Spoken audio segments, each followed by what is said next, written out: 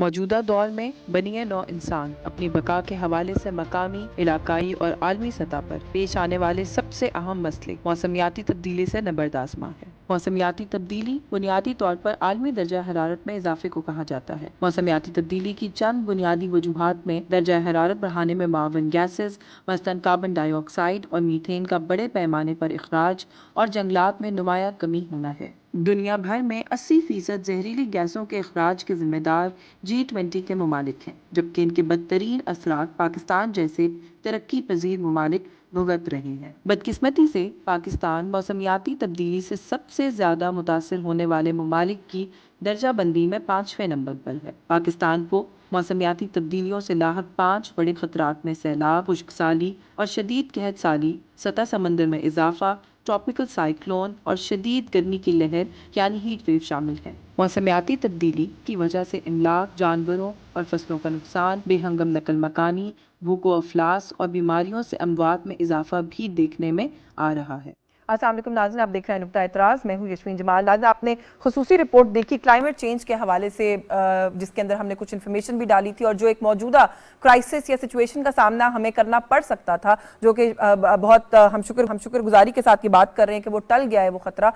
उसके हवाले से भी उसकी तरफ भी एक इंडिकेशन थी कि क्या कुछ असरात हो सकते हैं क्लाइमेट चेंज के। और एक सवाल जो बार बार उठाया जाता है, जो हम पिछले साल भी जब सैलाब की तबाहकारियों को फेस कर रहे थे, उस वक्त भी हम यहाँ पर बैठकर बात करते थे कि पाकिस्तान दुनिया के उन ममालिक में शामिल नहीं है जो कि क्लाइमेट चेंज में अपना हिस्सा डालने वाले ममालिक, जिनको हम गिन सकते हैं या कह सकते हैं, जो ग्रीन हाउस गैस एमिशंस हैं, उनके अंदर पाकिस्तान का जो हिस्सा है वो अंडर 1% जो है वो बताया जाता है। लेकिन जब हम बात करते हैं इस रीजन की, हमारे जैसे और कुछ तरक्की पजीर ममालिक की भी और हमारी भी, तो ऐसा देखने में आ रहा है कि जो ममालिक कॉन्ट्रीब्यूट कर रहे हैं क्लाइमेट चेंज में, उनका अहवाल फर्क है। वो शायद उसकी जो कॉस्ट है वो बेयर नहीं कर रहे, लेकिन हमारे जैसे ममालिक को इस बात की कॉस्ट बेयर करना पड़ रही है।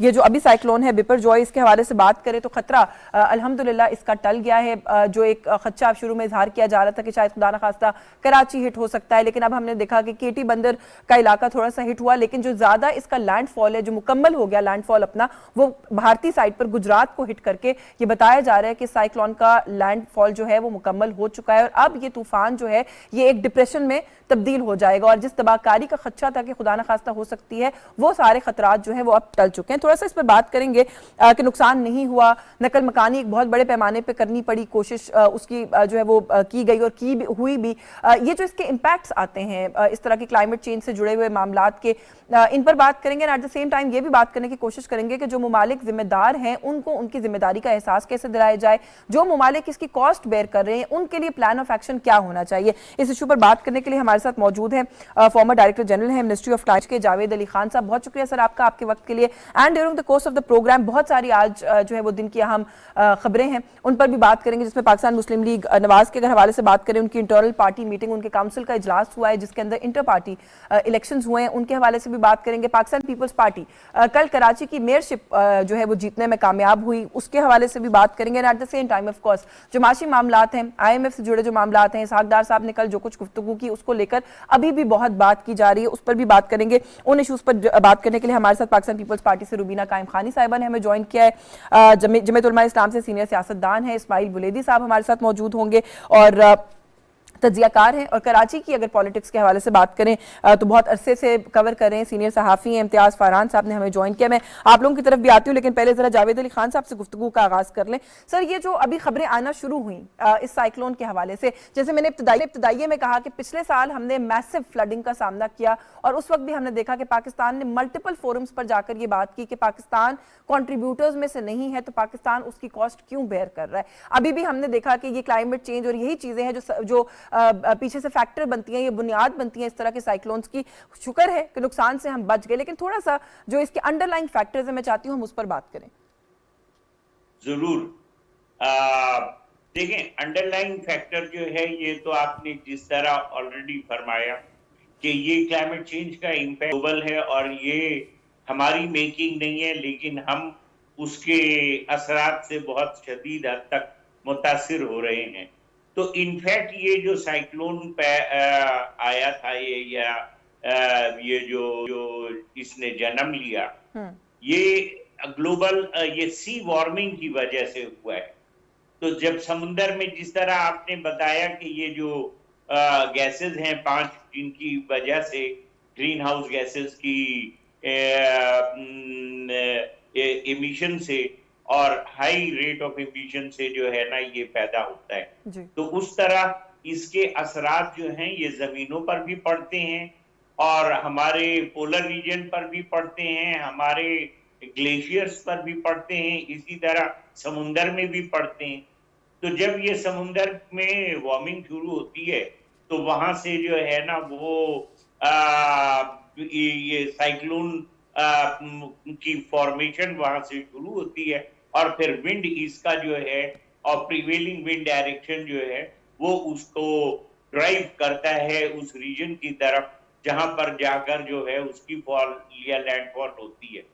तो ये अरेबियन सी से इसने ये क्रिएट हुआ और वहां से ये ट्रेवल करता गया और बाद में इसका डायरेक्शन जो है शुक्र है कि ये थोड़ा सा वेस्ट की तरफ हो गया और हमारा जो रीजन है वो अल्लाह ने इसको बचा लिया। बिल्कुल। तो अच्छा सर, थोड़ा सा इस पर भी मैं चाहती हूँ आप बात करें, क्योंकि जैसे आपने दुरुस्त कहा कि पहले तो आहिस्ता आहिस्ता हमने ये मॉनिटर किया कि उसकी रफ्तार कम हुई, तो उससे भी ये बात समझ में आने लगी कि शायद इंशाल्लाह उतना नुकसान नहीं होगा। फिर कुछ डायरेक्शन भी तब्दील हुई, लेकिन भारतीय गुजरात में खासा नुकसान हुआ है जो अभी तक मैंने कुछ इनिशियल रिपोर्ट्स देखी है। लेकिन मैं फिर भी थोड़ा सा ये पता करना चाहती हूँ कि क्या हम ये कह सकते हैं कि इसके जो मुकम्मल असरात हैं वो उनसे अब हम जो है वो मुकम्मल तौर पर बरी हो चुके हैं, इसका कोई इम्पैक्ट नहीं होगा? क्योंकि जो कुछ रिपोर्ट्स हैं उनके मुताबिक तो ये बताया जा रहा है कि समंदर बहुत रफ हो गया है, लहरें बहुत ऊंची हो गई हैं, माहीगीरों के लिए मसला है, कुछ इलाके ऐसे हैं कि ऊंची लहरों की वजह से वो इलाके जो हैं वो इंपैक्ट हो सकते हैं। At the same time NDMA ने ये भी कहा है कि 17 जून से आगे सिंध के बहुत सारे इलाके जिसमें ठट्टा, सजावल, बदीन,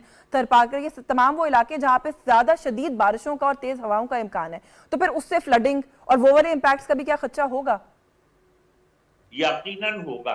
वो इसलिए कि देखें ये एक ये तो फर्स्ट स्पेल या फर्स्ट लैंडिंग इसकी जो हुई है, लेकिन जहां से ओरिजिनेट हुआ है ये और जिस वेलोसिटी के साथ ये ट्रेवल करता हुआ और जो मैग्नीट्यूड है इसका, यानी कि इसके अंदर जो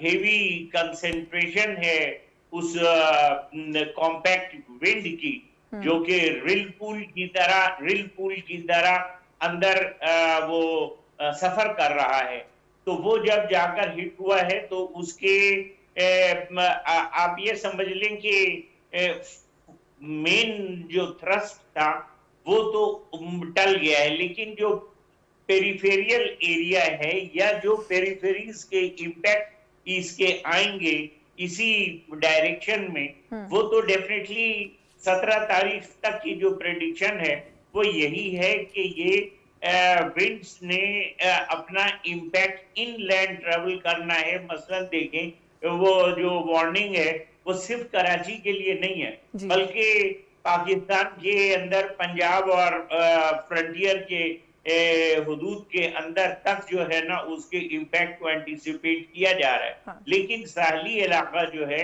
यकीनन वो पानी से करीब है, तो लहरें भी जो हैं एकदम से तो नहीं कोलैप्स कर जाएंगी।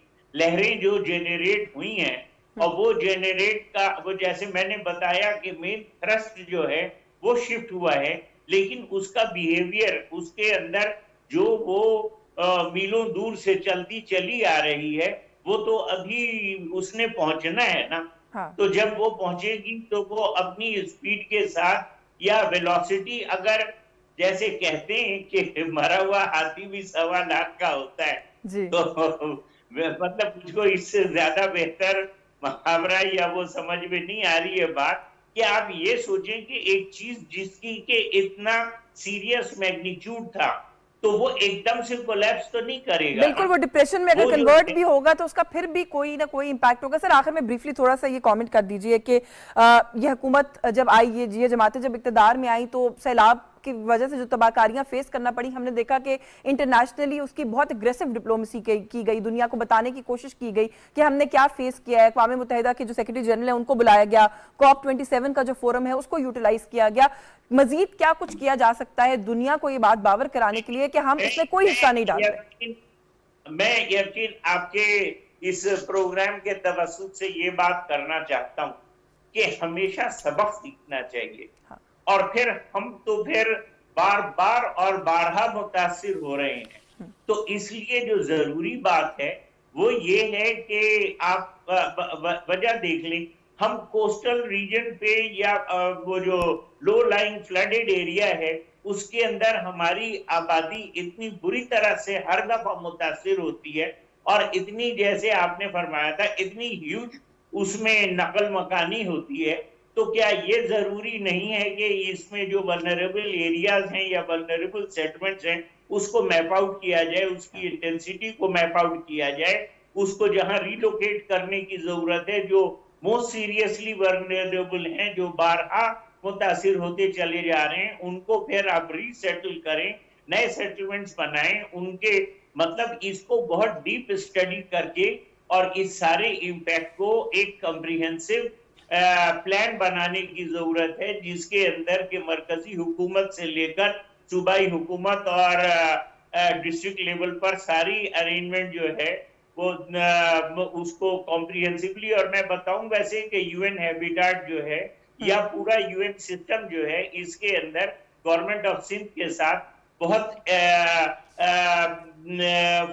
पूरी तरह से इंगेज है और पूरी तरह से इस पर काम कर रहा है। और बल्कि मेरा अदारा, वो जो मैं बात कर रहा हूँ, वो हमने अपना सजेशन दिया हुआ है कि इनकी जो वल्नरेबिलिटी या वल्नरेबल सेटलमेंट्स हैं, क्योंकि आप ये देखें कि हमारी शहर की आबादी बड़े बड़े शहरों की या खास तौर पर कराची की 50% के करीब कच्ची आबादियों में तब्दील हो गई है और कच्ची आबादियों में रहते हैं। तो ये आए कहाँ से?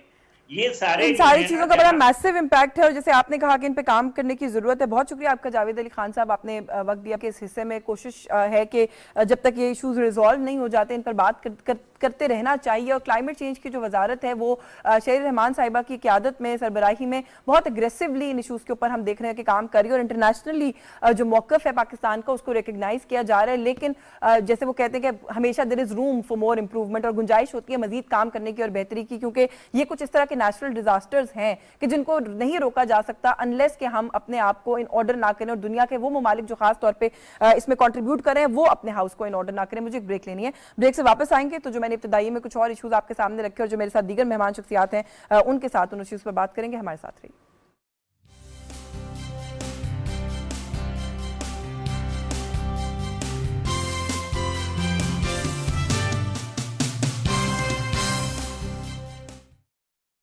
परमानेंट मैग्नेट मोटर से 50% बिजली बचेगी। बदले हवा के रंग रॉयल फैंस के संग। ये कौन संभालेगा? अब royal smart life time guarantee phone पे। रॉयल, साथ जिंदगी भर का।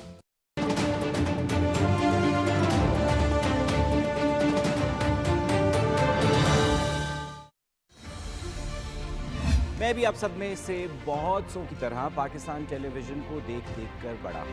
पीटीवी के पास खजाना है, वो किसी के पास नहीं। बिल्कुल, तो मैंने कहा कि उसको हम एक डिजिटल स्पेस में OTT प्लेटफॉर्म में लेकर जाएं। क्या क्या लेजेंड मौजूद हैं।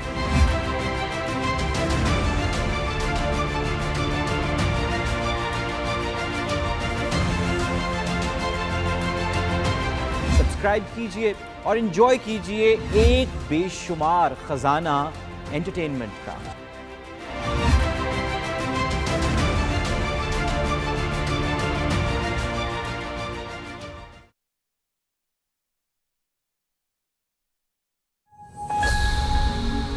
मैं और मेरे जो प्रोड्यूसर थे, हम तो एक डिब्बे में थे और मेरे चंद एक आर्टिस्ट जो थे वो दूसरे डिब्बे में थे। तो लंदन किंग क्रॉस स्टेशन पे जब पहुँचे तो कुछ डिब्बे जो हैं वो कट कर लोको शेड में चले जाते हैं। तो हम अपने डिब्बे में थे दोनों। हम जब सुबह 7 बजे उतरे तो हमारे आर्टिस्ट जो थे वो डिब्बे कट गए और वो लोको शेड में चले गए।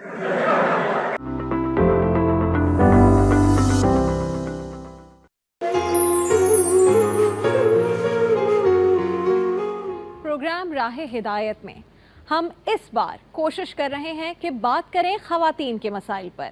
वो सवाल जो मेरी बहनों के, मेरी माओ के जहनों में उठते हैं और वो चाहती हैं कि उनका हल मालूम हो सके, उनका जवाब मिल सके कुरान और सुन्नत की रोशनी में। हमने मदऊ किया है अपने इन तमाम खुसूसी प्रोग्राम्स में इस्लामिक स्कॉलर्स को जो ख़वातीन हैं, और वो देंगी आपके सवालात के जवाबात। जब भी तुम्हें विरासत तकसीम करनी हो तो लड़की के 2 हिस्सों के बराबर लड़के का 1 हिस्सा है। मैरिज इज़ एन इंस्टीट्यूशन, इसको तो पूरी दुनिया अब इसकी अहमियत को समझ रही है। ड्रामे बिल्कुल बामकसद होने चाहिए, ऐसे होने चाहिए कि जिससे कुछ बच्चियां सीखें। हमारा ईमान कंप्लीट नहीं होता जब तक औरत के साथ अच्छा सलूक और जिम्मेदारी पूरी ना करो। तो अगर महर वक्त निकाह मुकर्रर किया गया है तो आधा दिया जाए।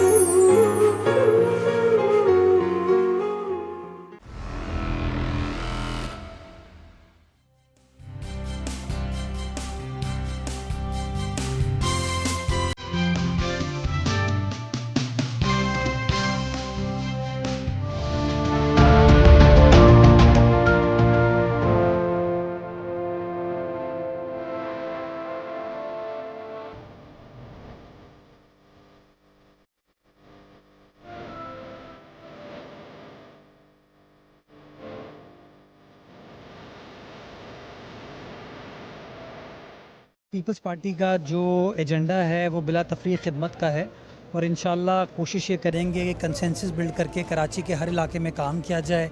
जो पॉलिटिकली इतनी पोलराइज सिचुएशन है वो ना हो, लोगों के अंदर अफाम व तफहीम के साथ जो उनके बुनियादी मसाइल हैं, पानी से रिलेटेड हो, सेवरेज से रिलेटेड हो, पब्लिक ट्रांसपोर्ट हो, इंफ्रास्ट्रक्चर हो, पार्क्स प्लेग्राउंड्स के हवाले से हो, हमारी जो यूथ है, नौजवान है, उनको रोज़गार के हवाले से हो, इंशाल्लाह मिलकर काम करेंगे और यकसोई के साथ शहर को डेवलप करने की कोशिश करेंगे।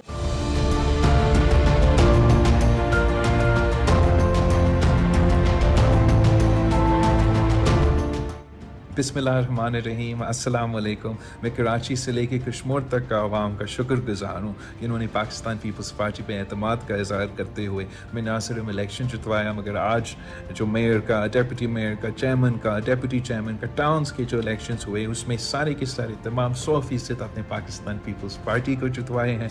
मैं आपका शुक्रगुजार हूँ।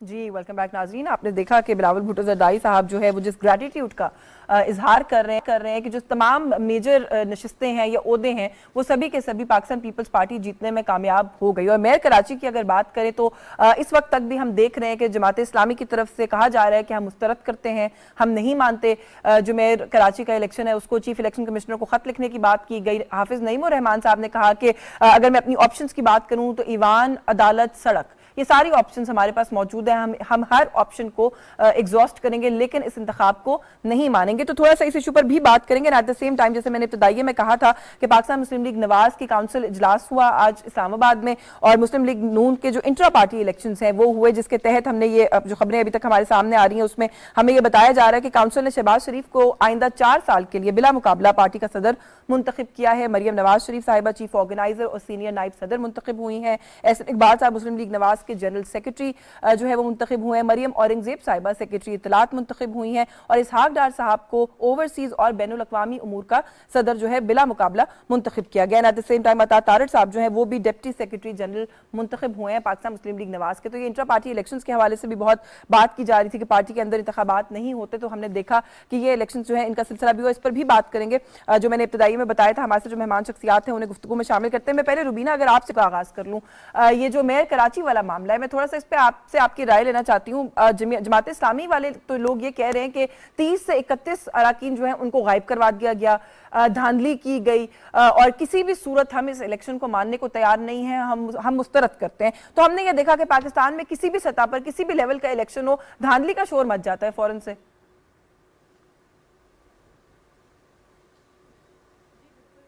ये बिल्कुल आपने वजह फरमाया कि जब भी कोई हारता है तो वो उसका एक ही बात होती है कि यहाँ पर जो है वो धांधली हुई है। और देखें पीटीआई के लोग जिस तरह से आप देखें कि अभी जिस तरह की उनकी सियासत रही है और जिस तरह से उन्होंने जो है वो एक हमेशा पाकिस्तान पीपल्स पार्टी के साथ तो वो कभी भी उनकी हाँ में हाँ उन्होंने नहीं मिलाई, और अभी किस तरह से जो है वो हम उनको गायब कर सकते हैं या हम किस किस तरह से जो है वो उनको वोट देने से रोक सकते हैं। हमने तो बल्कि कोशिश की जिनके केसेस अदालतों में चल रहे हैं, जो जेलों में हैं, उनको भी लेकर हम आए, जो कि हमारी जिम्मेदारी नहीं थी, लेकिन हमने कोशिश की कि उनको जो उनका वोट का हक है वो उनको दिया जाए। लेकिन आप देखें जो पीटीआई के लोग आए, फिरदौस शमीम नकवी साहब भी, उन्होंने भी वोट नहीं कास्ट किया। 4 लोगों ने जो है वो वोट कास्ट नहीं किया, जो लोग आए हाफिज नईम साहब को। तो हम कैसे जो है 30 से 31 लोगों को जो है वो गायब कर सकते हैं और फिर उनमें से कोई आवाज़ भी ना निकाले?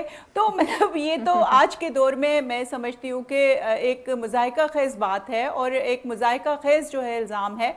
ऐसा नहीं है। कराची के लोगों ने असल में जो है वो नफरत की और तासुब की जो सियासत है ना, कि जिस तरह से आप देखें कि जिस तरह से हाफिज नईम साहब का एक उन्होंने शुरू में बात की कि कराची किसी की औताक नहीं है, मतलब उन्होंने एक सिंधियों के जो एक सेंटिमेंट्स के साथ के साथ उनके खेला।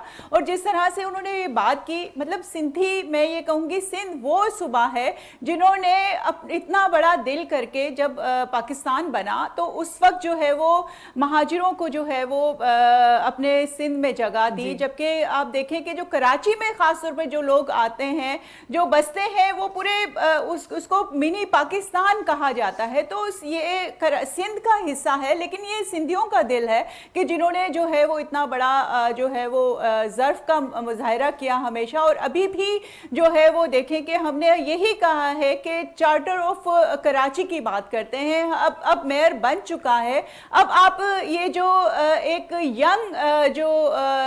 यंगस्टर जो मेयर बना है, इसकी नौजवान क़यादत के साथ मिल के मैं कहूँगी कि जो है अपने आप को इनके साथ बिठा के कराची के मसाइल की बात की जाए। कराची के लोग जो है वो उनके मसाइल सुने जाए, बजाय इसके कि अभी मैं ना मानूं वाली बात की जाए और उसमें जो है वक्त को ज़ाया किया जाए और कराची की डेवलपमेंट के लिए काम किया जाए। मैं ये कहूँगी कि हाफिज नईम साहब को जो है बड़ा दिल करना चाहिए, खुले दिल से जो है वो उनको वेलकम करना चाहिए। और एक ये रिवायत पढ़नी चाहिए हमारे मुल्क में कि जो जीत जाए उसको वेलकम किया जाए। और जो है वो हमने कोई रेगिंग नहीं की, हमने कोई जोर ज़बरदस्ती किसी के साथ नहीं किया। वो उनका अपनी मर्जी थी, वो तासुब और जो है नफरत की सियासत नहीं चाहते थे, तो उन्होंने नहीं वोट किया होगा। बाकी मैं ये कहूँगी कि ये सिर्फ इल्ज़ाम है, इसमें हकीकत कुछ भी नहीं। चलिए इसमें बात करते हैं, इल्ज़ाम है और इल्ज़ाम से कैसे आगे बढ़ा जा सकता है। मैं ज़रा बुलेदी साहब को गुफ्तगू में शामिल कर लूँ। बुलेदी साहब, मिनी पाकिस्तान कराची को कहा जाता है, लेकिन कराची के मसाइल की अगर बात की जाए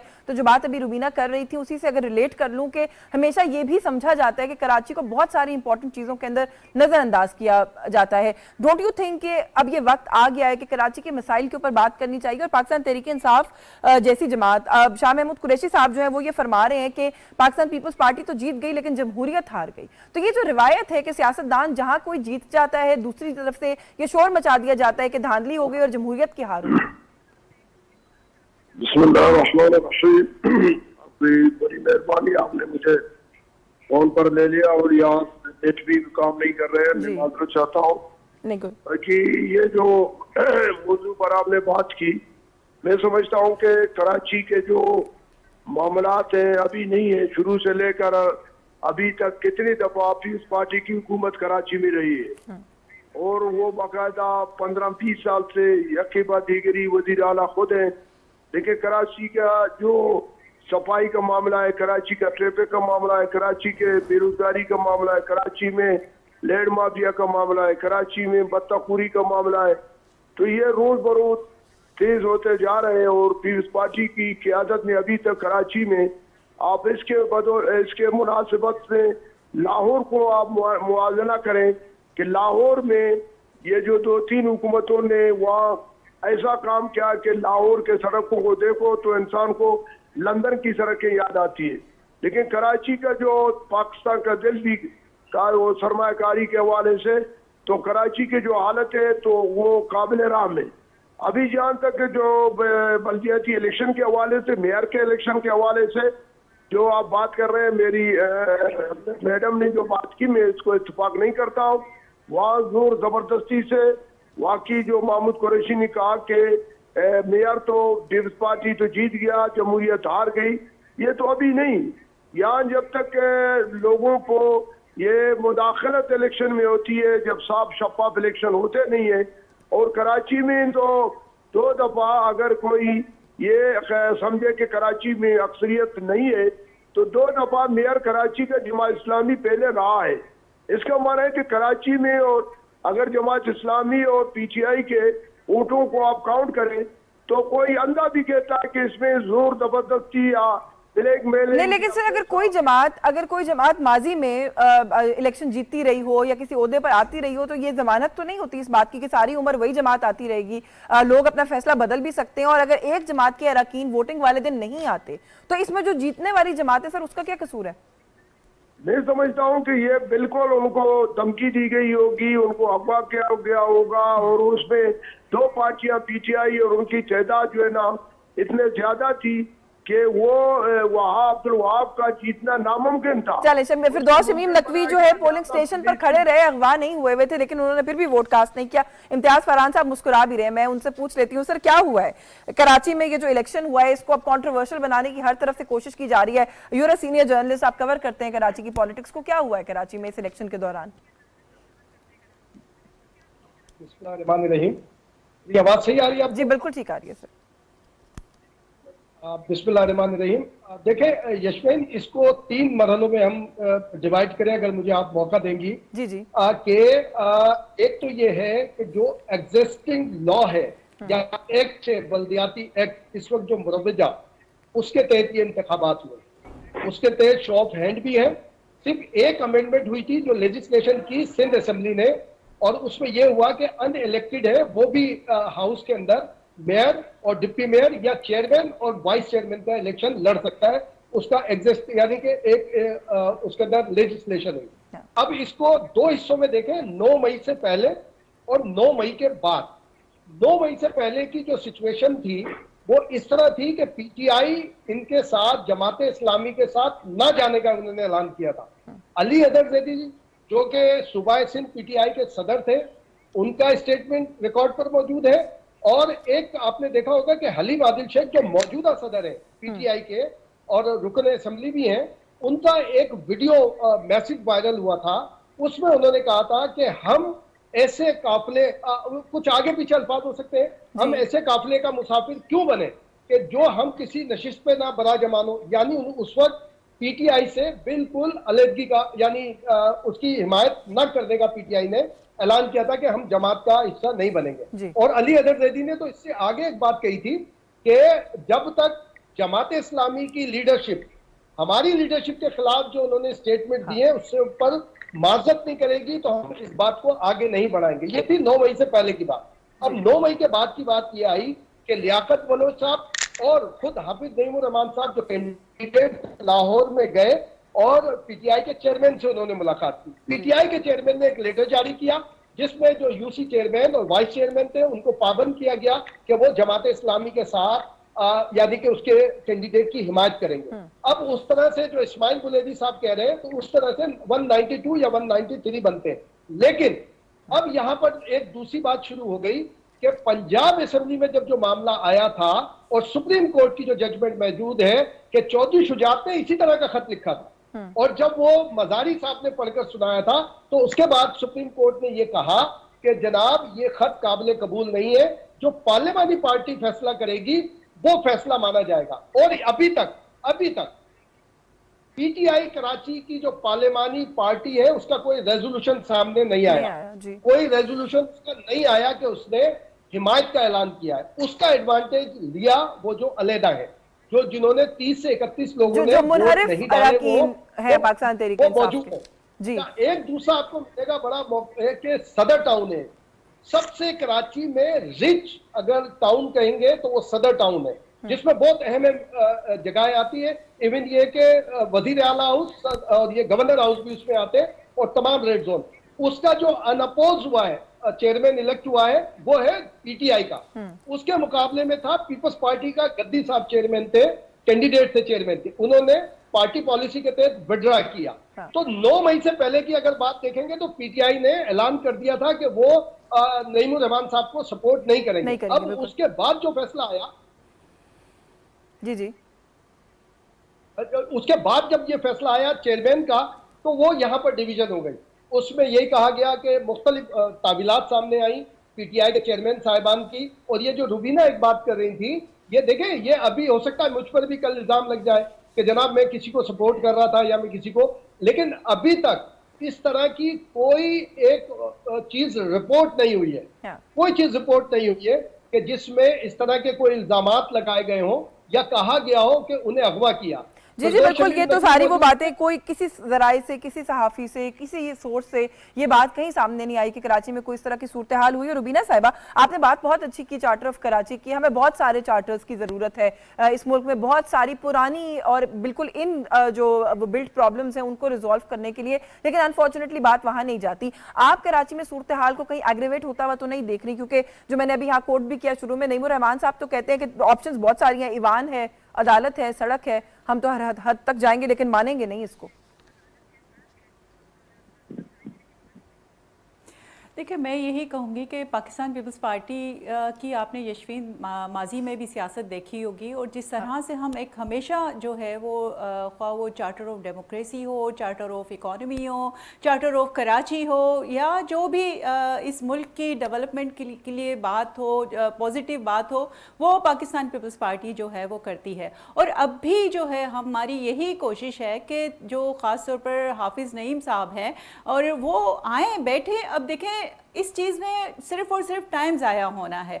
और एक चीज़ जो है, हम जो एक लीगली जो है वो इलेक्शन लड़कर आए हैं मुर्तज़ा वहाब साहब, और एक नौजवान क़यादत है और एक एनर्जेटिक क़यादत है, उसके साथ मिल के मैं ये कहूँगी कि कराची की डेवलपमेंट के लिए काम करें। आप देखें कि अभी भी मैं देखती रहती हूँ मुर्तज़ा वहाब साहब को, और जो पहले भी उनके पास जो जिम्मेदारियाँ थी उसमें भी उन्होंने जिस तरह से कराची के लोगों के साथ वो शाना बशाना वो खड़े रहे हैं, और जिस तरह से वो जो है अपना जो है वो रोल प्ले करते रहे हैं कराची की जो है वो डेवलपमेंट के लिए, तो वो एक काबिल तहसीन है। आए और हमारे साथ मिल के काम करें। हम जो है फिर भी ना ही जो है वो हाफिज़ नईम साहब के और इनकी जमात के कोई जो है फंड्स रोकेंगे, हम इनको जो है बिल्कुल हर तरह से। लेकिन रुबीना, यहाँ पर एक सवाल कर लूं कि थोड़ा सा जीत जाने वाली जमात है, जीत जाने वाली जमात है, आप लोगों को मैंडेट मिल गया, आप लोग जीत गए हैं, आप लोग थोड़ा सा दिल बड़ा करके बुला लें, इनवाइट कर लें, उनको कहें कि आके बैठे मुज़ाकरात करते हैं, इस पे बात करते हैं, आप भी बल्कि हिस्सा डालें, शराकतदार बने हमारे साथ कराची की तरक्की के सफर में। आज ही जी जी बिल्कुल यशवीन, हमने ये बार बार बात की है, आए कि जो है चार्टर ऑफ कराची की बात करें, आए कि कराची की डेवलपमेंट के लिए काम करें। ये मुर्तज़ा वहाब के बार बार स्टेटमेंट्स हैं, आप देख लें, जो भी जब भी वो प्रेस कॉन्फ्रेंसेस करते हैं वो दावत दे रहे होते हैं जो है जमात इस्लामी को कि, और ना सिर्फ बल्कि पीटीआई की जमात को भी, कि आए कराची की तरक्की में काम करते हैं, आए मिल बैठ के काम करते हैं। और हमने ये भी जो है वो बावर करवाया है कि किसी तौर पे भी जो है इनके डेवलपमेंट फंड्स नहीं रोके जाएंगे, इनके इलाकों में जहां से ये जीते हैं उनको उसी तरह से जो है वो डिस्ट्रीब्यूशन होगी डेवलपमेंट फंड्स की, और वो अपना काम जारी रख सकेंगे। और हम बार बार इन्हें कोशिश करते रहेंगे, जिस तरह से आपने देखा हमने फेडरल में भी कोशिशें यही की हमेशा कि एक मेज पे बैठ के जो है वो तमाम जमातों को जो है बिठाकर इस मुल्क के मसाइल को हल किया जाए, क्योंकि सोलो फ्लाइट कोई भी नहीं कर सकता। ना ही रुबीना कायम खानी कुछ है, ना ही मुर्तज़ा वहाब कुछ है, ना ही पाकिस्तान पीपल्स पार्टी में ये कहूंगी कि वो अकेले कुछ भी कर सकती है। जब तक तमाम जमातें मिलकर जो है वो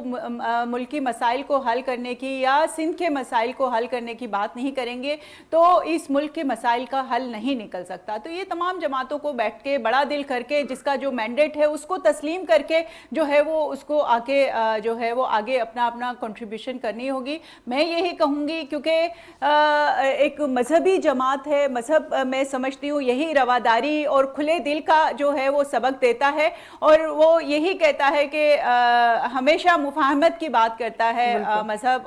हमारा इस्लाम इतना खूबसूरत है, मैं ये कहूँगी कि सबसे जो है वो एक हमेशा उन्होंने जो हमारे मजहब में जो है वो भाईचारे की दावत दी है और मिल बैठ के बात बिल्कुल, और ये इन चीजों को हमें प्रैक्टिस करने की जरूरत है, जो है वो मसाइल का हल निकाल निकालने की बिल्कुल कोशिश प्रैक्टिस की। करने की जरूरत है। बुलेदी साहब, सिर्फ कुछ बातें ऐसी होती हैं जिनमें ऐसा लगता है कि इल्जाम लगाना जो है वो आसान बात है और आसान काम है, लेकिन जो बात अभी इम्तियाज फरहान साहब ने भी की, सीनियर सहाफ़ी हैं, कराची को कवर करते हैं, कोई इस तरह की चीज कहीं से भी रिपोर्ट नहीं हुई कि कोई धांधली ब्लेटेंटली हुई है, किसी को किडनैप किया गया है या कोई इस तरह के मामलात हुए हैं।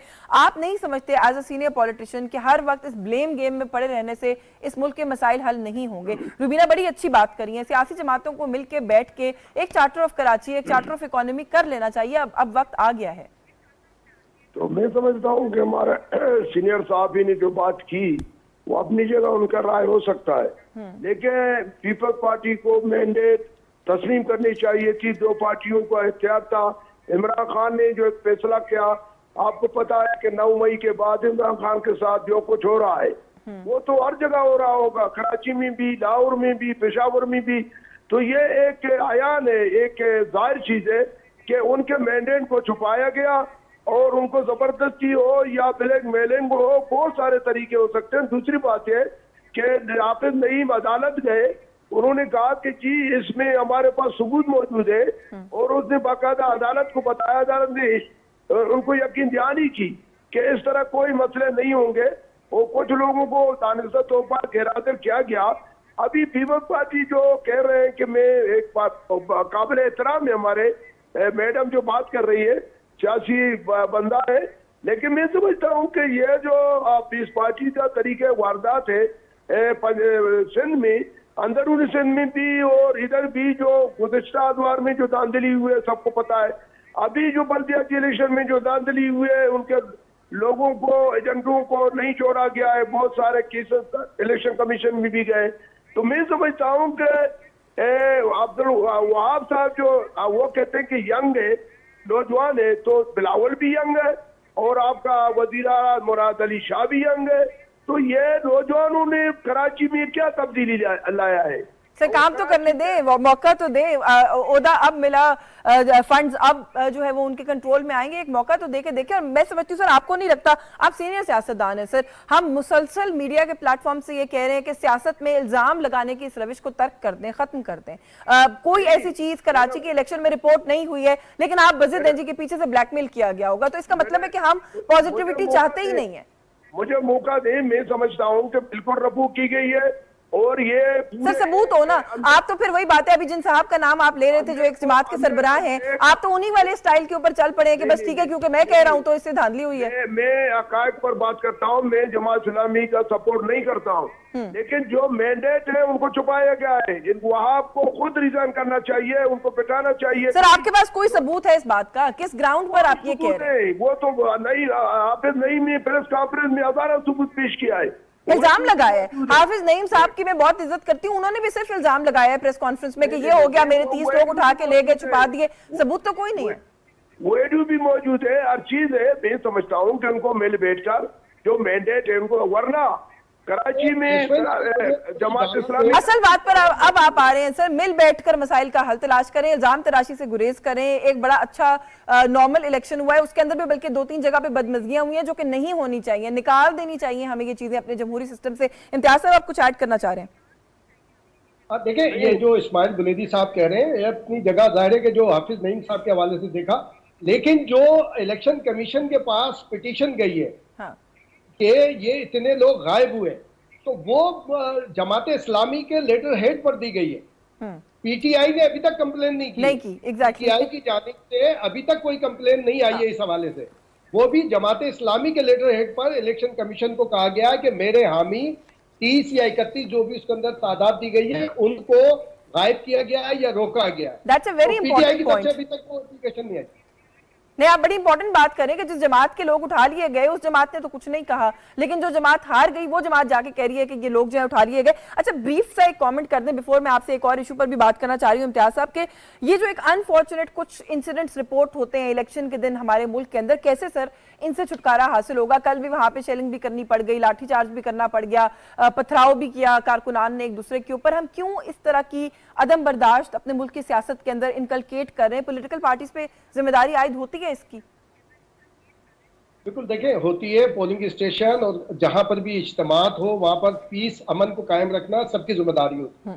लेकिन जो यहाँ अनफॉर्चुनेट जो पथराव और जो ये लाठीचार्ज वाली बात करें, ये बहुत एक मुख्तसर एक अरसा था, बहुत मुख्तसर अरसा था। जाहिर है कि पीछे ये जमात इस्लामी के लोग भी मौजूद थे और पीपल्स पार्टी के हामी भी मौजूद थे, लेकिन वहां से अनफॉर्चुनेट जैसे रिजल्ट सामने आया तो वो जो जमात इस्लामी के दोस्त थे वो थोड़ा सा रिएक्ट किया, उन्होंने ये बहुत जल्दी काबू आ गया था मामला और ये बिल्कुल कायम रख। एक और बात देखें धांधली के हवाले, ये आप कह सकते हैं उन्होंने वोट नहीं डाला और शो ऑफ हैंड था, इसमें काउंटिंग नहीं थी, शो ऑफ हैंड था।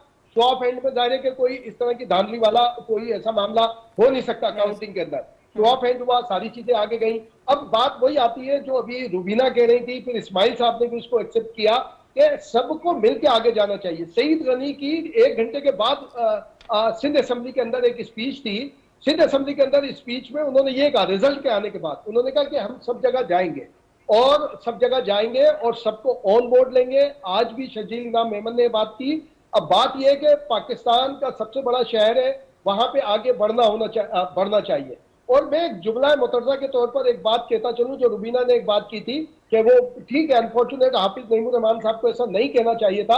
अल्हम्दुलिल्लाह मैं भी एक सिंधी पठान पाकिस्तानी हूं और ये कराची औताक है हमारी, और औताक के मानी ये होते हैं कि जो भी मेहमान हो, चाहे वो हमारा रिश्तेदार हो ना हो, जानने वाला हो ना हो, वो उस औताक में रह सकता है, उसकी इंटरटेनमेंट होती है। तो ये औताक वाकई हमारा औताक है, हम इसको ओन करते हैं और प्राउड के साथ ओन करते हैं। और यह हम तमाम कौमों की खिदमत करते हैं, तमाम कौमों के जो लोग यहाँ पर आते हैं हम उन्हें खुले दिल से तस्लीम करते हैं, उनकी खिदमत भी करते हैं। और इस औताक में अब जाहिर है कि जिसको मौका मिला है, और नईम साहब मैं समझता हूँ हाफिज नईम साहब भी हमारी कम्युनिटी के हैं, बहुत अच्छे हैं, उनका भी है, आगे बढ़ना चाहिए, हमें मिल के काम करना चाहिए। बिल्कुल मिल के काम करना चाहिए, बड़ी एक इंपॉर्टेंट बात है। रुबीना साहिबा, एक मैंने सवाल अभी शुरू में भी एक जगह पर बात की कि कराची फाइनेंशियल हब है पाकिस्तान का, अगर आप कल्चर की बात करें हमारी सबसे बड़ी मेट्रोपॉलिटन सिटी है, मतलब कराची की इंपॉर्टेंस को तो पाकिस्तान की मईशत की बात करें, पॉलिटिक्स की बात करें, उसको डिनाई नहीं किया जा सकता। लेकिन अनफॉर्चुनेटली कराची की जब हम बात करते हैं डेवलपमेंट की, कराची के मसाइल की हल की, तो ये भी एक शिकायत सामने आती है कि शायद उस तरीके से फोकस नहीं हो सका कराची पे ओवर द ईयर्स। तो क्या अब हम ये उम्मीद रखें कि एक ऐसी जमात का मेयर इस वक्त कराची में आ गया है जो जमात विफाक में भी हुकूमत में है, जिनका एक क्लाउट है सिंध असेंबली के अंदर भी, आप समझती हैं क्या बेहतरी, चीफ मिनिस्टर आपके हैं वहां पर, क्या बेहतरी आएगी इंशाल्लाह कराची में? बिल्कुल मैं ये कहूँगी कि पहले भी बेहतरी आई है और अब भी इंशाल्लाह मज़ीद बेहतरी आएगी। और हमारी कोशिश, असल में प्रॉब्लम जहाँ पर हमेशा हमें स्पेशली सिंध को, कराची को जो है वो फेस करना पड़ा है, वो ये है कि जो फेडरल की तरफ से जो हमारा ड्यू जो वो एक डेवलपमेंट फ़ंड होता है, एक सोशल फ़ंड होता है वेलफेयर का, वो हमें जो है उस तरह से डिस्ट्रीब्यूट नहीं होता जिस तरह से दूसरे सूबों में होता है। तो ये एक जो है अनफॉर्चुनेट बात रही है। आप देखें इमरान खान साहब भी आए थे और उन्होंने 11 अरब के पैकेज का ऐलान किया, लेकिन मिला जो है वो कराची को कुछ भी नहीं। लास्ट जो उनके जो 4 साल जो दौर रहा, तो ये सारी चीज़ें जो कराची को फेस करनी पड़ती है, और जो खासतौर पर सिंध, क्योंकि हम देख रहे होते हैं, मैं खुद भी कैबिनेट का हिस्सा रही हूँ, वो उसमें जिस तरह से जो है वो डिस्ट्रीब्यूशन जो है सीएम सिंध साहब को करनी पड़ती है, फाइनेंस डिपार्टमेंट को करनी पड़ती है, वो बल्कि हम उसमें कराची शहर का जो है वो सबसे ज़्यादा हिस्सा रखते हैं और कोशिश करते हैं कि इसमें जो है वो डेवलपमेंट का काम जो है वो जारी रहे। आप देखें कि इसमें जिस तरह से सिंध में पूरे सूबे में जो है वो सेहत के हवाले से एक काबिल तहसीन और एक काबिल तारीफ जो इकदामात किए गए हैं, 25 के करीब जो है NICVD और साइबर नाइफ जैसे जो है वो इकदामात किए गए, और सेहत के जो है वो मतलब उनको जो है इम्प्लीमेंट किया गया, उनको इंश्योर किया गया कि लोगों को सेहत के हवाले से तमाम सहूलियात जो है वो मैसर आएँ। और ना सिर्फ सिंध के सूबे के लोग जो है वो इस चीज़ों से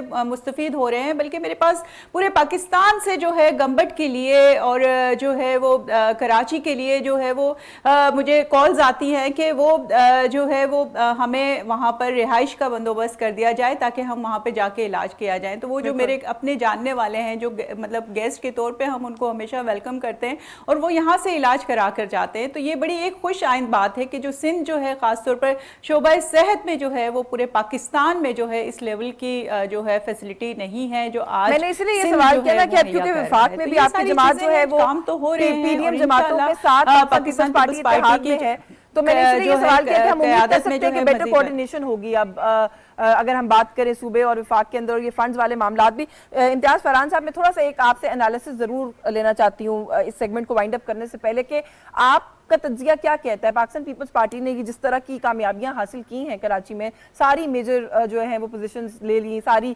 मेजर जो ओहदे हैं वो इस वक्त पाकिस्तान पीपल्स पार्टी के पास है, इतनी एकदम से जो राइज है ये मकबूलियत है, एज एन एनालिस्ट आप किस तरह से देखते हैं इसको?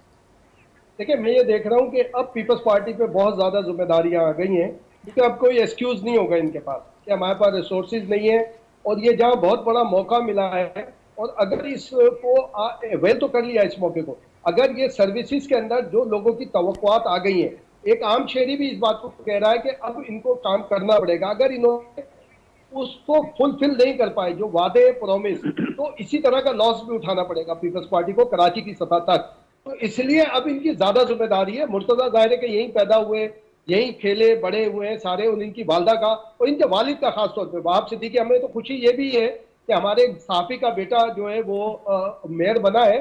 वहाब सिद्दीकी का भी बड़ा एक किरदार है, खासतौर पर तालिब इल्म जो तालिब इल्म पॉलिटिक्स है उसके अंदर, और जो दर्सगाहों के हवाले से फिर फौजिया साहिबा जो थी वो उन्होंने अपना एक किरदार अदा किया। तो मुर्तजा पर और पीपल्स पार्टी के नुमाइंदे पर बहुत ज्यादा, सलमान मुराद भी देखें, सलमान मुराद अब्दुल्ला मुराद बलोच का बेटा है, हमारा दोस्त था अब्दुल्ला मुराद। जाहिर है कि ये अब हम इनको यही कहते हैं, कल हमने मुबारकबाद में इनको ये कहा कि अब पीपल्स पार्टी की इज्जत आप लोगों के हाथों में, आपको खिदमत करनी पड़ेगी, और अगर आप खिदमत नहीं करेंगे तो आप तो लॉस क्या करेंगे, पार्टी को बहुत ज्यादा नुकसान होगा आपकी।